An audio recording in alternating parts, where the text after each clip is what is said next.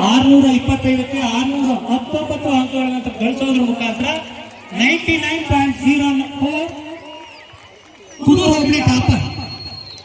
Jahnavi 614 98.24%, Kudu hobli second topper.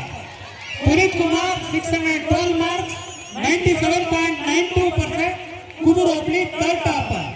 Monisha A 612 97.92%, kudu hobbly third place. This is the achievement of private institution.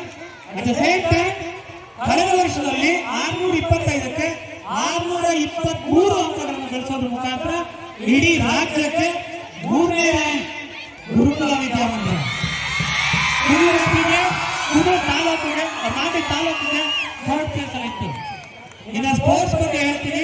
ನಮ್ಮ ಶಾಲೆ ವಿದ್ಯಾರ್ಥಿಗಳು ಸತತವಾಗಿ 5 ವರ್ಷ ಶಟಲ್ ಬ್ಯಾಡ್ಮಿಂಟನ್ ಡಿವಿಷನ್ ಹೋಗಿದ್ದಾರೆ. ಸತತವಾಗಿ 5 ವರ್ಷ. ಶಾರ್ಟ್ ಪುಟ್ ಅಲ್ಲಿ ಸ್ಟೇಟ್ ಲೆವೆಲ್ ಸಾಕು ಅನ್ಕೊಂತೀನಿ. ಬರೀ ಹೇಳೋದ ಬೇಡ. ಪ್ರೈವೇಟ್ ಸ್ಕೂಲ್ ಅವರು ಕೂಡ ಕರೋನಾ ಟೈಮಲ್ಲಿ ದುಡ್ಡು ಕೊಟ್ಟಿದ್ದೀವಿ. ಸರ್ಕಾರಿ ಶಾಲೆನಲ್ಲಿ ಕರೋನಾ ಟೈಮಲ್ಲಿ ದುಡ್ಡು ಕೊಟ್ಟಿದ್ದು ನಮ್ಮ ಟ್ಯಾಕ್ಸ್ ದುಡ್ಡಲ್ಲೇನೆ. Don't underestimate private school. Government ಸ್ಕೂಲ್ನ ಹೊರಗೆ ಪ್ರೈವೇಟ್ ಸ್ಕೂಲ್ನ ಡಿಗ್ರೇಡ್ ಮಾಡಬೇಕು. ನಾವು ಕೂಡ ಮಕ್ಕಳನ್ನ ರಾತ್ರಿ 10 ಗಂಟೆ ತನಕ ಶಾಲೆನಲ್ಲಿ ಇಟ್ಕೊಂಡು ಓದಿಸ್ತಾ ಇದ್ವಿ. ಗೊತ್ತಿರಲಿ ಕೊಟ್ಟಿರಲಿಲ್ಲ ಅಂತಂದೆ, ಗುರುಕುಲ ಕೊಟ್ಟಿರಲಿಲ್ಲ ಅಂತ ಅಲ್ಲ ಹೇಳಿದ್ದು.